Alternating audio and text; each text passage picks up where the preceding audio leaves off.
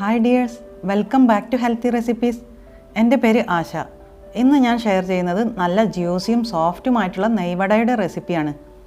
എല്ലാവർക്കും ഇഷ്ടമുള്ളൊരു മധുരപലഹാരമാണല്ലോ നെയ്വട. ഇനി ഇത് ബേക്കറിയിൽ നിന്ന് വാങ്ങിക്കുകയൊന്നും വേണ്ട. വളരെ ഈസി ആയിട്ട് വീട്ടിലുള്ള ഇൻഗ്രീഡിയൻസ് വെച്ചിട്ട് ആർക്കും എളുപ്പത്തിൽ ഉണ്ടാക്കാൻ പറ്റുന്നതേ ഉള്ളൂ കേട്ടോ. അപ്പോൾ എങ്ങനെയാണ് ഉണ്ടാക്കുന്നതെന്ന് നോക്കാം. ഞാനിവിടെ 2 കപ്പ് ഗോതമ്പ് പൊടിയാണ് നെയ്വട ഉണ്ടാക്കാനായിട്ട് എടുത്തിട്ടുള്ളത്. മൈദപ്പൊടി കൊണ്ട് ഉണ്ടാക്കുന്നത് തന്നെയാണ് കേട്ടോ കൂടുതൽ ടേസ്റ്റ്. അപ്പോൾ നിങ്ങൾ മൈദ ഉണ്ടെങ്കിൽ മൈദ വെച്ച് തന്നെ ഉണ്ടാക്കിക്കോളൂ. ഹെൽത്തി ആയിക്കോട്ടെ എന്ന് വെച്ച് ഞാൻ ഗോതമ്പ് പൊടി എടുത്തതേ ഉള്ളൂ. 2 കപ്പ് ഗോതമ്പ് പൊടിയിലേക്ക് ഇനി 2 സ്പൂൺ ഓയിൽ ചേർത്ത് കൊടുക്കാം. വെളിച്ചെണ്ണ പറ്റില്ല കേട്ടോ, സൺഫ്ലവർ ഓയിലോ പാം ഓയിലോ ചേർത്താൽ മതി. പിന്നെ 1 ടീസ്പൂൺ നെയ്യും ചേർക്കുകയാണ്. ഇനി ഇതൊന്ന് മിക്സാക്കി കൊടുക്കുകയാണ്. അതിനുശേഷം ഇതിലേക്ക് 1/2 ടീസ്പൂൺ സോഡാപ്പൊടി ചേർത്ത് കൊടുക്കുകയാണ്. നമ്മൾ അപ്പക്കാരമില്ലേ, അതാണ് ചേർത്ത് കൊടുക്കുന്നത്. ഇനി ഒരല്പം ഉപ്പ് ചേർത്ത് കൊടുക്കാം. ടേസ്റ്റ് ബാലൻസ് ചെയ്യാൻ വേണ്ടി 1 പിഞ്ച് ഉപ്പാണ് ചേർത്ത് കൊടുക്കുന്നത്. ഇനി ഇതെല്ലാം കൂടി നന്നായിട്ടൊന്ന് മിക്സ് ചെയ്യാം. ഇനി ഇതിലേക്ക് 2 ടീസ്പൂൺ പഞ്ചസാര കൂടി ചേർത്ത് കൊടുക്കുന്നുണ്ട്. പിന്നെ 1 മുട്ട കൂടി ചേർക്കണം. ഈ ഇൻഗ്രീഡിയൻസിൻ്റെ മെഷർമെൻറ്റ്സ് ഒക്കെ കൺഫ്യൂഷൻ ആവുന്നുണ്ടെങ്കിൽ ഞാൻ ഡിസ്ക്രിപ്ഷനിൽ കൊടുക്കാം കേട്ടോ, അത് നോക്കിയിട്ട് ഉണ്ടാക്കിയാൽ മതി. ഇതെല്ലാം കൂടി നന്നായിട്ടൊന്ന് മിക്സ് ചെയ്യാം. ആദ്യം സ്പൂൺ കൊണ്ട് തന്നെ മിക്സ് ചെയ്യാം. പിന്നെ നമ്മൾ പുട്ടിനൊക്കെ പൊടി നനക്കൂല, അതുപോലെ കൈകൊണ്ടൊന്ന് നന്നായിട്ട് തിരുമ്മി യോജിപ്പിച്ച് കൊടുക്കണം.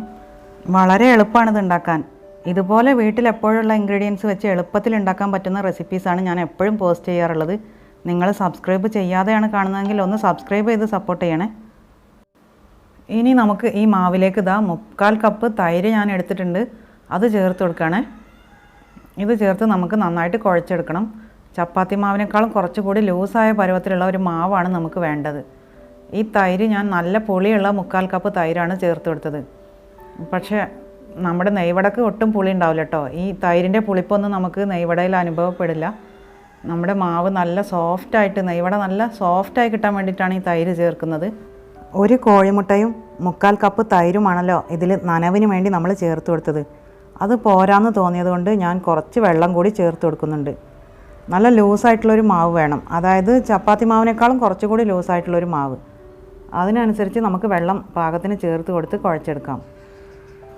എനിക്കിവിടെ 1/2 കപ്പ് വെള്ളം കൂടി ചേർത്തപ്പോൾ പാകത്തിന് കൺസിസ്റ്റൻസിയിൽ മാവ് കിട്ടിയിട്ടുണ്ട്. ഇതാണ് നമ്മുടെ മാവിൻ്റെ കൺസിസ്റ്റൻസി. നിങ്ങൾ ആവശ്യം ഉണ്ടെങ്കിൽ മാത്രം വെള്ളം ചേർത്താൽ മതി. ചിലപ്പോൾ തൈരിൻ്റെ നനവ് മാത്രം മതിയാവും.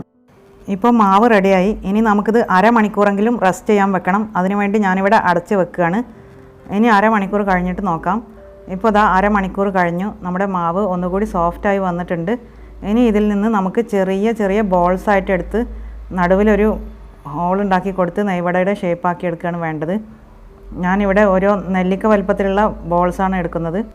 2 കൈയിലും നന്നായിട്ട് എണ്ണ പുരട്ടിയിട്ട് വേണം കേട്ടോ അത് ചെയ്യാൻ. ഞാനിതാ 2 കൈയിലും എണ്ണ പുരട്ടി വന്നിട്ടുണ്ട്. ഇനി നമുക്ക് ഓരോ ബോൾസും എടുത്തിട്ട് നടുവിൽ ഹോൾ ഇട്ട് കൊടുക്കാം. ഇപ്പോൾ ഈസി ആയിട്ട് നെയ്വടയുടെ ഷേപ്പാക്കിയിട്ടുണ്ട്. ഇതുപോലെ എല്ലാ ബോൾസും ചെയ്തെടുക്കാം.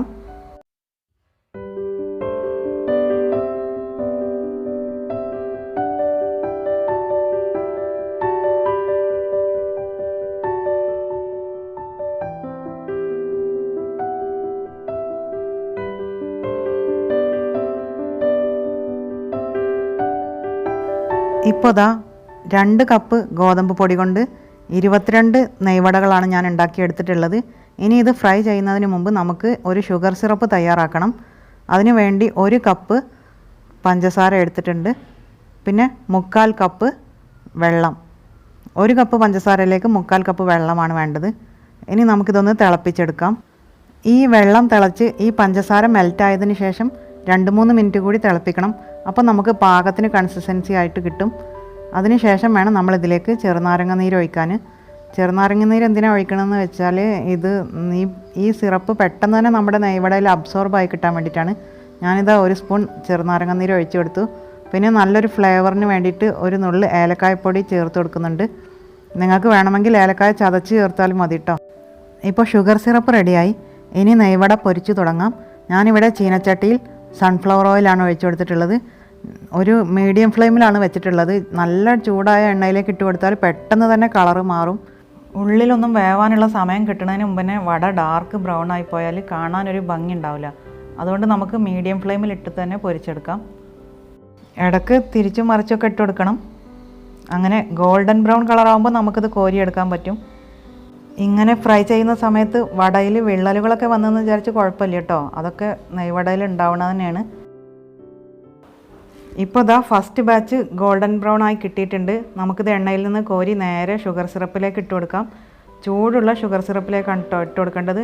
അപ്പോഴാണ് ശരിക്കും ഉള്ളിലൊക്കെ അബ്സോർബായി കിട്ടുക. ഈ വട മുഴുവനായിട്ട് മുങ്ങിക്കിടക്കാൻ മാത്രം ഷുഗർ സിറപ്പ് ഇല്ലാത്തതുകൊണ്ട് ഞാനിങ്ങനെ മറിച്ചിട്ട് കൊടുക്കുന്നുണ്ട് കേട്ടോ. ഒരു 5 മിനിറ്റെങ്കിലും ഇത് ഷുഗർ സിറപ്പിൽ ഇങ്ങനെ കിടക്കണം. അപ്പോഴേക്കും അടുത്ത ബാച്ച് റെഡിയാവും. ഇപ്പോൾ ഇതാ അടുത്ത ബാച്ച് റെഡിയായി കിട്ടിയിട്ടുണ്ട്. ഇനി ഇതും കൂടി ആ ഷുഗർ സിറപ്പിലേക്ക് തന്നെ ഇട്ട് കൊടുക്കാം.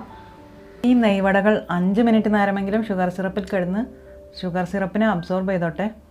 ഇത് മുങ്ങിക്കിടക്കാൻ മാത്രം ഷുഗർ സിറപ്പ് ഇല്ലാത്തതുകൊണ്ട് ഞാനൊന്ന് മറിച്ചിട്ട് കൊടുക്കുന്നുണ്ട്. ഇനി അടുത്ത ബാച്ച് റെഡി ആകുമ്പോഴേക്കും ആദ്യത്തെ ബാച്ച് കോരിയെടുക്കാം. അങ്ങനെ ഇതാ റെഡിയായ നെയ്വടകളൊക്കെ ഞാനിങ്ങനെ കോരിയെടുക്കുകയാണ്. കണ്ടില്ലേ, ഇത്രയേ ഉള്ളൂ പണി. വളരെ ഈസിയാണ് ഇത് ഉണ്ടാക്കാൻ, നല്ല ടേസ്റ്റുമാണ്. വീട്ടിലെപ്പോഴുള്ള ഇൻഗ്രീഡിയൻസ് വെച്ച് എളുപ്പത്തിൽ ഉണ്ടാക്കാനും പറ്റും. അപ്പോൾ ഈ വീഡിയോ ഇഷ്ടമായെങ്കിൽ ഒരു ലൈക്ക് തന്ന് സപ്പോർട്ട് ചെയ്യണേ.